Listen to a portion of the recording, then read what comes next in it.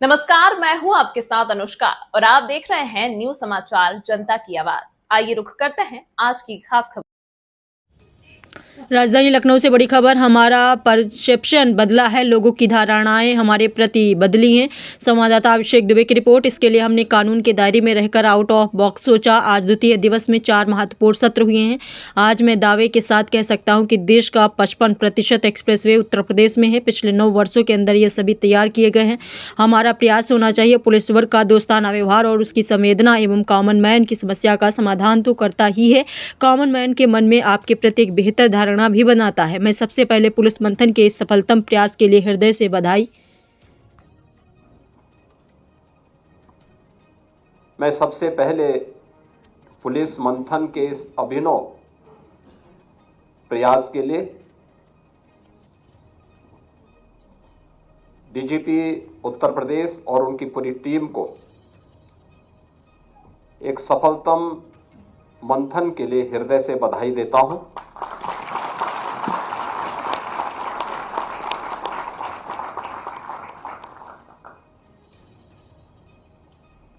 आदरणीय प्रधानमंत्री जी के स्मार्ट पुलिसिंग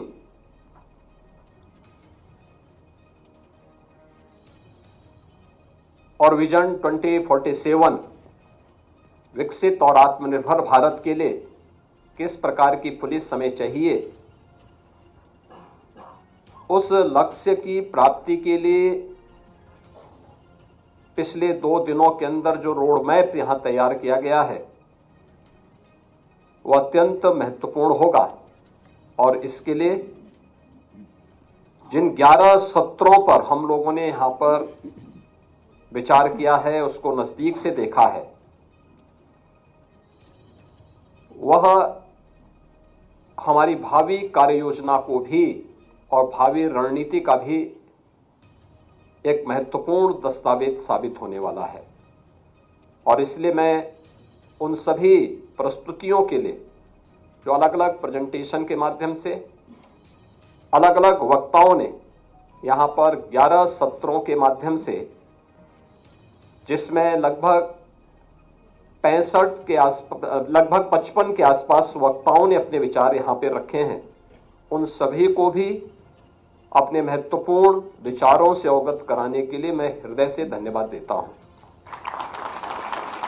आज द्वितीय दिवस में 4 महत्वपूर्ण सत्र हुए हैं, जिनमें प्रातःकाल 8 बजे से लेकर के 10:30 बजे के बीच में आपदा प्रबंधन, सिविल डिफेंस एवं होमगार्ड्स, क्राउड मैनेजमेंट से संबंधित यह महत्वपूर्ण सत्र यहां पे संपन्न हुआ। और इसके प्रांत इंटेलिजेंस और उसकी चुनौतियां, जैसे सोशल मीडिया, एनजीओस की भूमिका,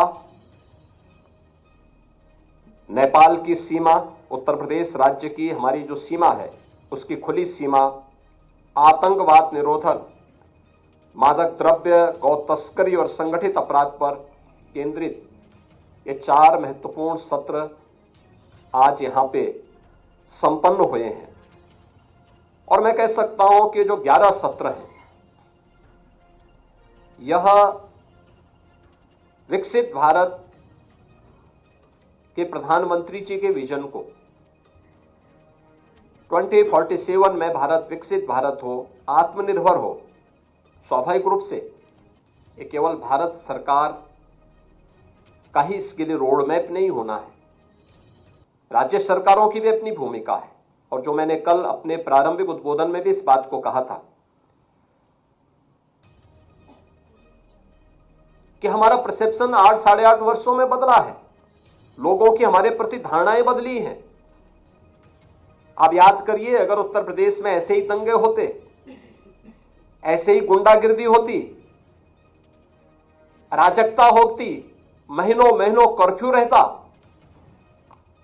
क्या हमारे बारे में धारणाएं बदल जाती?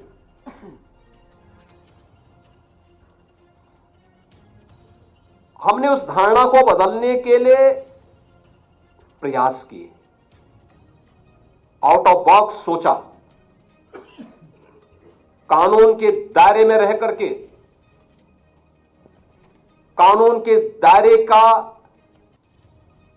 हर एक व्यक्ति को एहसास कराया। परिणाम है लोगों की धारणा उत्तर प्रदेश के बारे में बदली। हर व्यक्ति किसी भी फील्ड का हो आज उस बात को मानता है कि हां, उत्तर प्रदेश में परिवर्तन हुआ है। अगर सुरक्षा नहीं होती तो हमारा इंफ्रास्ट्रक्चर इतना मजबूत नहीं होता। देश के अंदर एक्सप्रेसवे, आज मैं दावे के साथ कह सकता हूं कि उत्तर प्रदेश देश के अंदर 55% एक्सप्रेसवे उत्तर प्रदेश के अंदर है। उत्तर प्रदेश के अंदर और पिछले 9 वर्षों के अंदर ये सभी एक्सप्रेसवे तैयार किए गए हैं।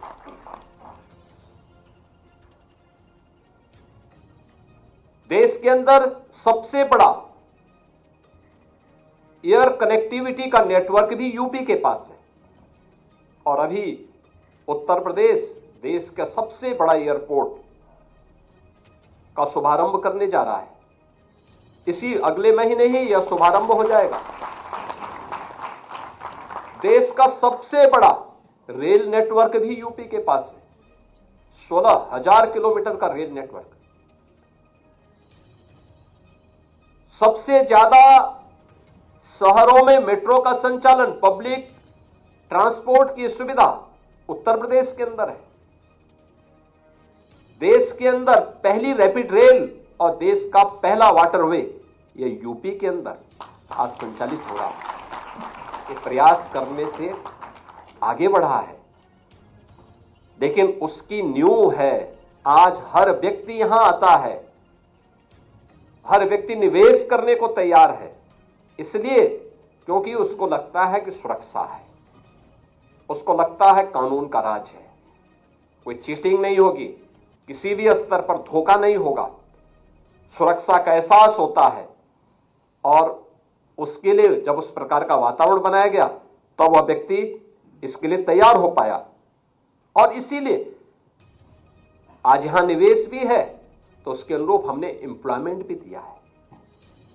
आप देखिए कितना पारदर्शी तरीके से हमने किसी का चेहरा नहीं देखा, किसी की जाति नहीं देखी, किसी का मत और मजहब नहीं देखा। अगर योग्य है ये उसका अधिकार है। वेलफेयर की स्कीम में अगर वो यूपी का नागरिक है, यूपी में रहता है, भारत का नागरिक है, उसको वेलफेयर स्कीम का लाभ मिलना चाहिए। लेकिन जहां पर किसी ने कानून को ठेंगा दिखाने का प्रयास किया तो कानून ने उसको उसी प्रकार से उसकी गिरेबान को पकड़ने का काम भी किया है और यह उत्तर प्रदेश ने करके दिखाया है। आज जिसका उदाहरण देश के अंदर अलग अलग राज्यों में भी लोग उदाहरण के रूप में प्रस्तुत करने का प्रयास कर रहे हैं। हमारा प्रयास होना चाहिए पुलिस बल का दोस्ताना व्यवहार और उसकी संवेदना एक कॉमन मैन की समस्या का समाधान तो करता ही है। कॉमन मैन के मन में आपके प्रति एक बेहतर धारणा भी बनता है और उसको बनाए रखने के लिए देखिए मैं बार बार इस बात को कहता हूं, मेरे पास लोग आते हैं, अलग अलग तबके के लोगों से मैं मिलता हूं, बातचीत करता हूं, तो मैं बहुत सारी चीजों को इस बार रूप में देखता हूं। किसी अच्छे पुलिस अधिकारी का ट्रांसफर होता है या प्रमोशन होता है, उसके बाद जाता है या टेन्योर, हमने प्रयास किया है कि पॉलिटिकल इंटरफेरेंस न्यूनतम रहे। लोकतांत्रिक व्यवस्था में एक चुनौतीपूर्ण कार्य है और न्यूनतम है। पिछले 9 वर्षों के अंदर आपने देखा होगा न्यूनतम इंटरफेरेंस, और न्यूनतम इंटरफेरेंस के साथ साथ आपको कार्य करने की जितनी स्वतंत्रता दी गई है कि आप परफॉर्म कर सकें, इसलिए कि जिससे बिना किसी हस्तक्षेप के, लेकिन हमारा भी कुछ दायित्व बनता है। और इस दायित्व के दौरान मैं देखता हूं जब किसी पुलिस अधिकारी के टेन्योर, उसमें हमने स्थिरता भी दी है प्रशासन को। आप देखें एवरेज एक पुलिस अधिकारी मिनिमम 2 वर्ष तक एक जिले के अंदर अपनी सेवा दे रहा है, रेंज में सेवा दे रहा है। कभी नहीं हुआ, मैं पिछले आंकड़े निकालता हूं, 3 महीने, 4 महीने, 1 महीने, कुछ ही दिनों के अंदर फिर वहां से ट्रांसफर हो जाता था, काम ही नहीं मिलता था। जब तक वो समझे, वहां की सामाजिक और भौगोलिक स्थिति को समझे, तब तक वहां से उसे बाहर का रास्ता दिखा दिया जाता था। क्या समझता? अव्यवस्था फिर पैदा होती लेकिन वह स्थिरता प्रशासन में दी गई, पुलिस में दी गई। लेकिन जब किसी अच्छे पुलिस अधिकारी का ट्रांसफर होता है, पब्लिक से हमारे बीच में सिफारिश आती है कि साहब अच्छा अधिकारी था। लेकिन जब कोई गलत व्यक्ति वहां से हटाया जाता है, पब्लिक हमें धन्यवाद देने के लिए आती है कि साहब आपने हमारी इस बला को टाल दिया, इसने हमें जीना हराम कर दिया था, बहुत बेकार आदमी था, महाभ्रष्ट था। यानी ये भी चीजें हमें सुनने को मिलती है। दोनों स्थितियों को हम पेश करते हैं। अच्छा अधिकारी को हम बेशुदा मुझसे कहते हैं अच्छा अधिकारी है, इसलिए दूसरी जगह भी तो अच्छे लोगों को काम करना चाहिए। और एक व्यक्ति ने अच्छी न्यूज डाल दी है तो कुछ समय तक ये चलेगी, हम इसको मॉनिटर कर रहे हैं। अन्य जगहों पर भी अच्छा का लाभ मिलना चाहिए, और वह अच्छे का लाभ देने की दिशा में हम सबको प्रयास करना चाहिए कि हम अपने आचरण से, अपने व्यवहार से उसको और सुदृढ़ करें। 3 नए कानून लागू हुए हैं, हमने गत वर्ष जुलाई में लागू किए हैं। और याद रखना, ये तीनों जो नए कानून हैं, इनकी अवधारणा न्याय पर आधारित है, जिसमें भारतीय न्याय संहिता 2023, भारतीय नागरिक संहिता 2023 और भारतीय साक्ष्य संहिता 2023, इसके बारे में अधिक से अधिक जागरूकता पैदा करना। हर पुलिस कार्मिक के साथ साथ इसके बारे में हमें अलग अलग तबके के साथ में बैठक करके इस इंटरेक्शन को बढ़ाना, और इसके बारे में हमें अपने आप को अपडेट करना होगा। और मेरा मानना है कि दक्ष, न्यायप्रिय, पारदर्शी, जवाबदेह और निष्ठा के साथ जनसेवा के प्रति संवेदनशील जो पुलिस बल है, यही अंततः कानून का राज स्थापित करने में महत्वपूर्ण भूमिका का निर्वहन करेगा। कि हमारा परसेप्शन 8 साढ़े 8 वर्षों में बदला है, लोगों की हमारे प्रति धारणाएं बदली हैं। आप याद करिए, अगर उत्तर प्रदेश में ऐसे ही दंगे होते, ऐसे ही गुंडागिर्दी होती, अराजकता होती, महीनों महीनों कर्फ्यू रहता, क्या हमारे बारे में धारणाएं बदल जाती?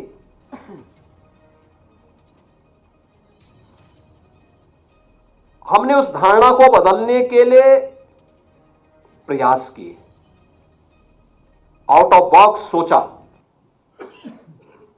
कानून के दायरे में रह करके कानून के दायरे का हर एक व्यक्ति को एहसास कराया। परिणाम है, लोगों की धारणा उत्तर प्रदेश के बारे में बदली। हर व्यक्ति किसी भी फील्ड का हो, आज उस बात को मानता है कि हां, उत्तर प्रदेश में परिवर्तन हुआ है। अगर सुरक्षा नहीं होती तो हमारा इंफ्रास्ट्रक्चर इतना मजबूत नहीं होता। पदककर्ताओं को क्रमशः बुला रहा हूं। श्री प्रभाकर चौधरी, पुलिस उप महानिरीक्षक, अलीगढ़ परिक्षेत्र।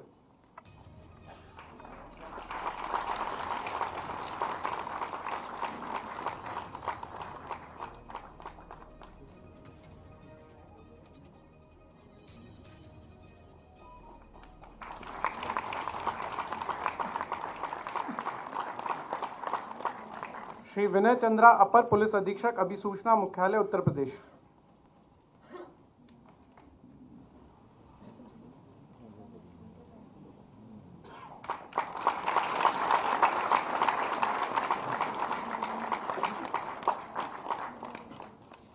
श्री रविंद्र प्रताप सिंह, निरीक्षक, जनपद मुरादाबाद।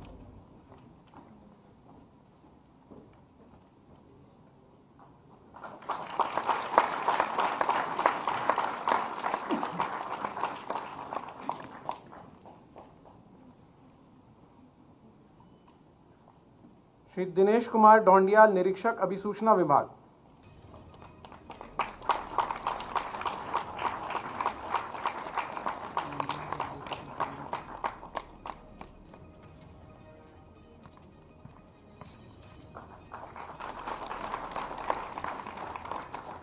श्रीमती मनु चौधरी, निरीक्षक, यूपी पीसीएल, गाजियाबाद।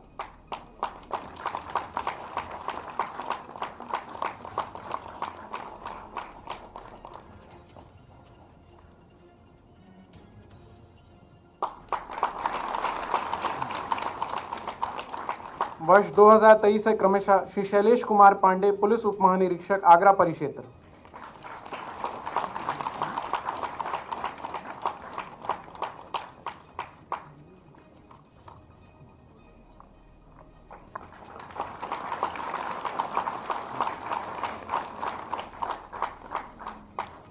श्री विशाल विक्रम सिंह, अपर पुलिस अधीक्षक एसटीएफ।